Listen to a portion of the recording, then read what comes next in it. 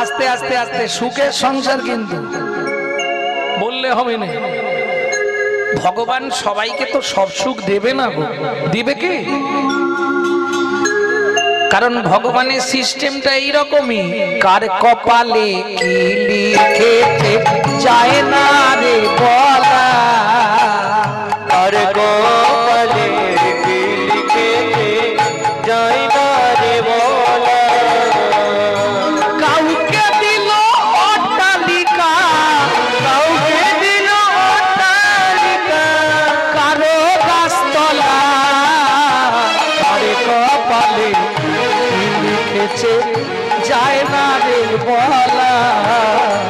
কার কপালে কি লিখেছে যায় না রে বলা। এটার জন্য কাকে দোষ দেবেন? কার অট্টালিকা, কার গাছতলা, কাকে দোষ দেবেন? যেমন কর্ম তেমন ফল, অগভীর তার ভূমিতল।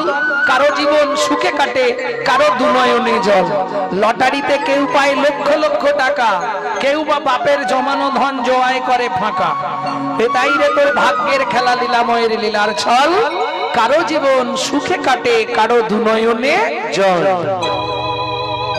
এ তো আপনার কর্মফল, আপনাকে ভোগ করতে হবে।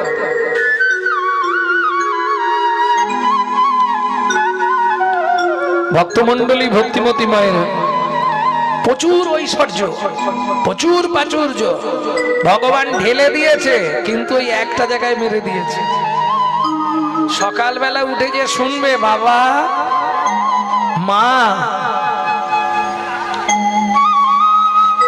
একটা সন্তান ভগবান দিল না, পয়সা থাকলে কি হবে? ও সুখ থেকে তো বঞ্চিত। আর পুত্র যদি না তাকে পিণ্ডিকে দেবে। পুত্রাঙ্কিয়তে ভার্যা, পুত্র লাভের আশায় বিয়ে করা, বললে পুত্র কি করবে? বেঁচে থাকতে ভাত দিক আর না দিক, মরে গেলে পিণ্ডিটা তো দেবে। পুত্রাং পিণ্ডাং প্রয়োজন। পুত্র না পিণ্ডি দিলে তো বাবা মা উদ্ধার হবে না। কি করবে? হেমকান্তা কি আমি ঠিক করেছি, আমাদের যা সম্পত্তি আছে আমরা ওই প্রজাদের মধ্যে এটা বিতরণ করে দেব। কি হবে রেখে? সেই তো ভূতে ভোগ করবে। তার থেকে লোককে দিয়ে দিলে আমার রাজ্যে কোনো গরিব থাকবে না। মন্ত্রে ঢাঁটরা দিয়ে দাও। আগামী মাঘী পূর্ণিমা তিথিতে রাজা চন্দ্রকান্ত তার হেমকান্তা স্ত্রীকে সঙ্গে নিয়ে নর্মদা নদীর তীরে করবে দানব্রত যজ্ঞ। এই যজ্ঞে যে যা চাইবে তাকে তাই দেওয়া হবে।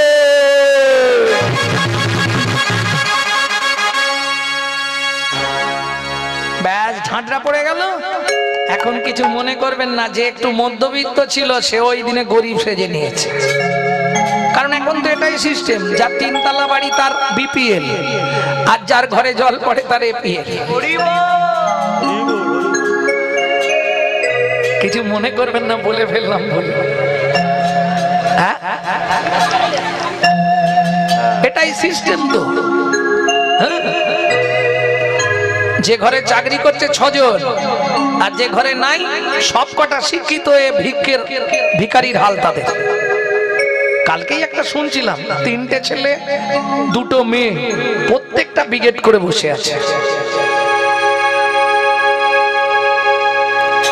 বলছে কি করবো বাবা, আমি তো ওই পার্টি পলিটিক্স করতে পারিনি। আমার গ্রামের অনেকে করে, তাদের বাড়ি মোটামুটি সব মাধ্যমিক পাস করে বড় বড় চাকরি করছে। কি হবে এতে? মুখে আছে অন্তরে নাই, তেমন শিক্ষার মুখে ছাই। ভক্তমন্ডলী, ভক্তিমতী মায়েরা, যে যা চাইছে রাজা তাকে তাই দিচ্ছে। এক ধাপ থেকে যে যা চাইছে, কাউকে রাজা বাদ দিচ্ছে না। হরিহর বাবু, কি নেবে তুমি? মন্ত্রী, ওকে 2 বস্তা মোহর দাও।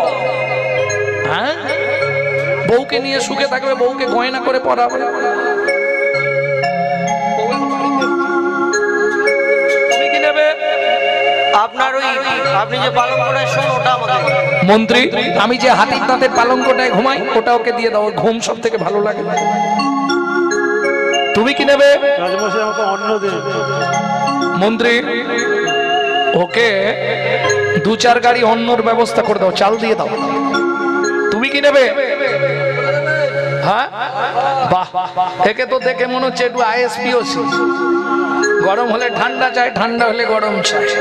ওকে একটা 3 তলা বাড়ি করে দাও, এসি লাগবে তো 2টো এসি দিতে হবে। ঠিক আছে দিয়ে দাও মন্ত্রী, ভালো প্রজা পাবার যোগ্য, দিয়ে দাও। জি যা চাইছে। ও দাদু তুমি চুপচাপ কেন, তুমি কি নেবে? সবাই তো সব নিয়ে নিয়েছে, আমাকে তাহলে ওই বিঘে 10 জমি দিন। হ্যাঁ বিঘে 10 বিঘে জমি। 10 বিঘে জমি দিতে হবে। আর ওই 2টো হালের গরু হাল করবো। এই বুড়ো বয়সে হ্যাঁ হাল করে খাবে? বেশ তাই হবে। মন্ত্রী বুড়ো মানুষ যখন জমি চেয়েছে, তুমি সব থেকে ভালো জমি যেটা চাষ ভালো হয় ওই জমির ধারে নিয়ে যাও, ওর হাতে একটা শুলো দিয়ে দাও, বাঁশের শুলো, শুলো বোঝেন তো, গজ বা শুলো, ওর যতখানি দরকার গিয়ে পুঁতে দিক। এখন মন্ত্রী তো ঘোড়ায় উঠেছে আর প্রজা সে তো হেঁটে যাচ্ছে। 10 বিঘে 15 বিঘে 20 বিঘে, মন্ত্রী বলছে 20 বিঘে হয়ে গেল, প্রজা বলে তোমার তাতে কি? কেউ করে দান, কেউ হয় হোতা, আর হাতির কোদালে তার কাটা যায় মাথা। রাজা তো বলেছে যে যতটা চাইবো ততটা দেবে, কি গো তোমার কি আছে? মন্ত্রী বলে তবে যা পারিস কর। 25 বিঘে 30 বিঘে 35 বিঘের মাথায় গিয়ে পাটি মুখ থুবড়ে পড়েছে, শুলো হাতে রয়ে গেছে, শুলো আর পোতা হয়। মন্ত্রী এইবার নেবেছে, প্রজা যখনই মুখ থুবড়ে পড়ে গেছে মন্ত্রী এবার নেবেছে, নেবে প্রজাকে ধরে ধরে তুলছে। ও ভাই ওঠো, ভাই ওঠো, ভাই ওঠো, আর ভাই ওঠো, ভাই এপারে আর নেই। ও ততক্ষণে ওপার বাংলায় চলে গেছে। কি করবে? মন্ত্রী ফিরে এলো, জমিদার জিজ্ঞেস করছে একদম মন্ত্রীকে, মন্ত্রী আমার ওই গরিব প্রজা বয়স্ক প্রজাটাকে ভালো জমিটা দিয়েছো? বলে কি বলবো মহারাজ, ওকে ভালো জমি দিতে গেছিলাম, ওর ইচ্ছাও ছিল 35 বিঘে, কিন্তু পেল মাত্র 3.5 হাত। 1 বিঘে 1 হাত, 35 বিঘে 3.5 হাত, বুঝলেন না? পরের জায়গা পরের জমি ঘর বানাইয়া আমি তো এই জমির মালিক। ও দয়াল রে, আমি তো এই জমির মালিক না। ও বিধি রে, আমি তো এই জমির মালিক না। পরের জায়গা পরের জমি ঘর বানাইয়া আমি তো এই জমির মালিক না। ও দয়াল রে, আমি তো এই জমির মালিক না। প্রথম যেদিন ভবে এলা তুমি দিলে নতুন ঘর, ঘরের কথা ভাবতে ভাবতে, ঘরের কথা ভাবতে ভাবতে, ঘরের কথা ভাবতে ভাবতে, ঘরের কথা ভাবতে ভাবতে তোমায় করলাম পর। আমার 2টো প্রশ্ন, কেউ বলতে পারবেন? আস্তে আপনার এই ঘরের দরজাটা কত তারিখে খুলেছিল?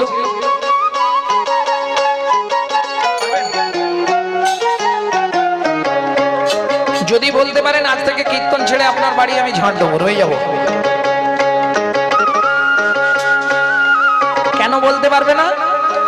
মায়ের পেটে থাকাকালীন ঘরের দরজা খোলে, আর ঘরের দরজা খুললে তবে বাচ্চা বাইরে আসার জন্য ছটফট করে। আচ্ছা বাদ দিয়ে দিন, বন্ধের তারিখটা তো বলতে পারবেন, বলুন। আরে খোলার ডেট না পারো, বন্ধের তারিখটা বলা যাবে না কেন? আমার ঘরের চাবি তোমার হাতে, ঘরের চাবি দয়াল, ঘরের চাবি তোমার হাতে, দয়াল ঘরের চাবি তোমার হাতে। সে ভাবনা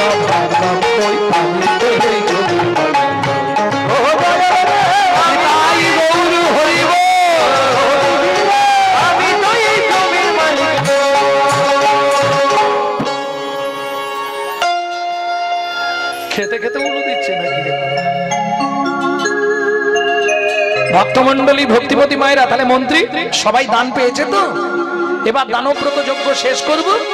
যজ্ঞ শেষ করার আগে রাজা হাতে তুলসী পাতার গঙ্গার জল দিলেন।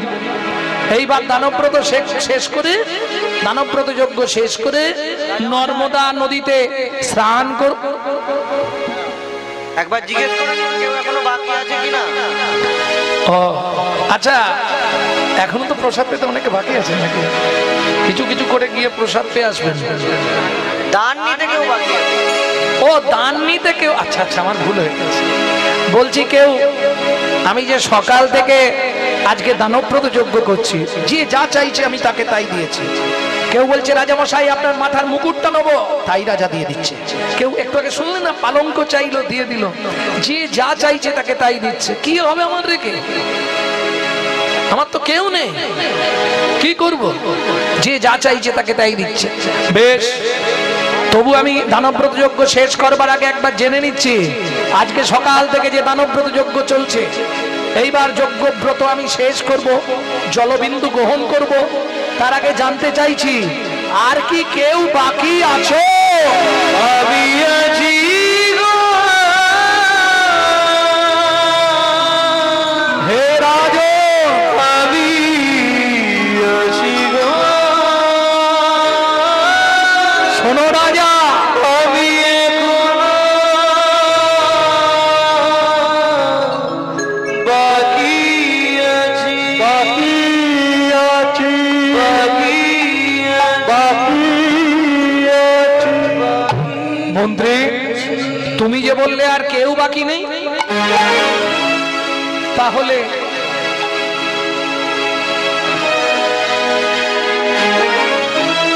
এরা কি দল আনতে যাচ্ছে নাকি? ও আচ্ছা, ভক্তমণ্ডলী, ভক্তিমতী মায়েরা, মন্ত্রী তুমি যে বললে কেউ বাকি নেই, কোথায় তুমি? আসছি মহারাজ, এক্ষুনি আপনার সম্মুখে আসছি। লোকালে নারদ ঋষি দাঁড়ালো সম্মুখে আসি, লোকালে নারদ ঋষি দাঁড়ালো সম্মুখে আসি, কহিলেন মধুর বচন, কহিলেন মধুর বচন। আমি এখনো বাকি আছি, আমি এখনো বাকি আছি, আমি এখনো বাকি। তুমি আমায় দান করো রাজা, আমি এখনো বাকি আছি, আমায় দান করো রাজা, আমি এখনো বাকি আছি, আমায় দান করো রাজা, দান গ্রহণের অভিলাষী হই, দান করো রাজা, গ্রহণের অভিলাষী, আমায় দান করো রাজা, আমি এখনো বাকি আছি, আমি এখনো বাকি আছি। 80 মণ দুধে 1 ফোঁটা গোচনা পড়ে গেল। কিরম হলো দেখুন। নারদকে দেখেই রাজা ক্রোধে অগ্নি প্রজ্বলিত। কেন? রাজা কিভাবে জেনেছিলেন যে নারদ হচ্ছে দাসীর পুত্র, পেশনির কুমার? রাজা বলে উঠল, দূর হয়ে যা সব দূর হতে, পেশনির কুমার, পেশনির কুমার। রাজা চন্দ্রকান্তে দান মাগো, কি সাধ্য তোমার, কি সাধ্য তোমার। ভক্তমণ্ডলী, ভক্তিমতী মায়েরা,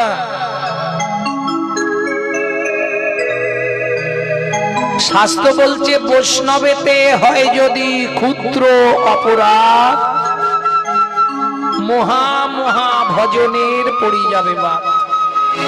সাধু গুরু বৈষ্ণব যারা এসেছেন তারা প্রাণ ভরে এই ফ্যামিলিকে আশীর্বাদ করে যাবেন, যেন শুধু একদিন দুদিন নয়, এরা যেন প্রতি বছর এইভাবে হরিনাম যজ্ঞ মহোৎসব করতে পারে, এদের যেন সংসারে সুখ সমৃদ্ধি বৃদ্ধি হয়। নিতাই গৌর প্রেমানন্দে হরি বল। পয়সা অনেকের আছে, কোটি কোটি টাকার মালিক, বাড়িতে হরিনাম করাতে পারছে? মন থাকা যায়, না হলে হবে না। ধন থাকলে হয় না ধনী, বেদ পুরাণে গয়। কি গো, এ জগতে ভক্তি যার সেই তো ধনী হয়।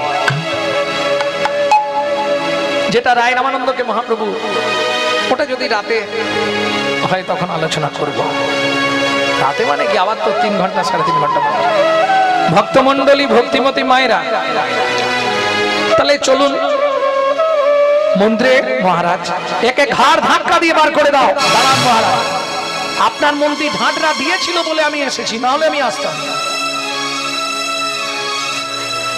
না। দেবেন আপনি বলে দেবেন ভালো মুখে, ওইভাবে বলবেন না সারাদিন যে দানব প্রতিযজ্ঞ করলেন সব পাপে পরিণত হলো। মন্ত্রে একে ঘাড় ধাক্কা দিয়ে বার করে দাও।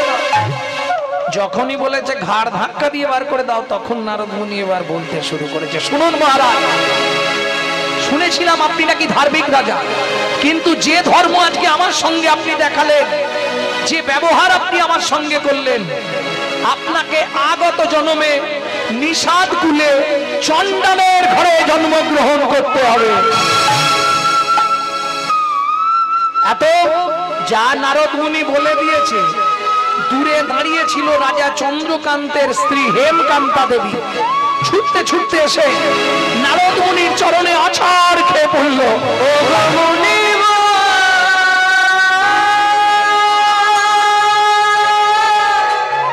একই অভিশাপ তুমি দিলে, ক্ষমা করো। না জেনে না বুঝে আমার স্বামী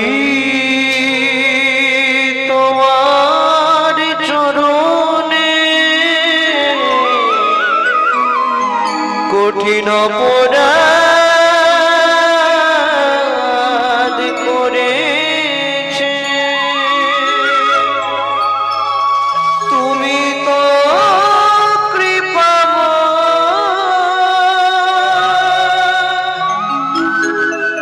করুণা করে এই অভাগীরে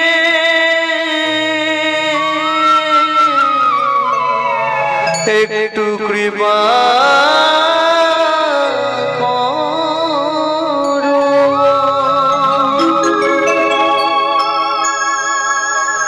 ওঠো মা, চরণ ছেড়ে ওঠো। মুনিবর,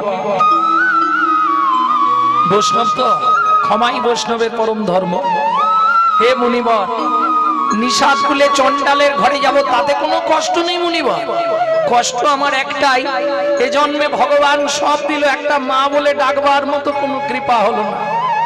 আগত জন্মে আমি নিষাদ কুলে চণ্ডালের ঘরে জন্মাবো, তাতে কোনো দুঃখ নেই, কিন্তু একটা জিনিস আপনি আমাকে কৃপা করুন। বলো মা, কি পেলে তুমি খুশি হবে? আঁচলটা পেতে বলে উঠল মুনিবর, কি আর চাইবো, আমার চাওয়া জীবনে একটা, আপনি আশীর্বাদ করুন। নিষাদ কুলে চণ্ডালের ঘরে যাব, কিন্তু একটি সন্তান পাই যেন মুনি, সে তো হরি ভক্ত।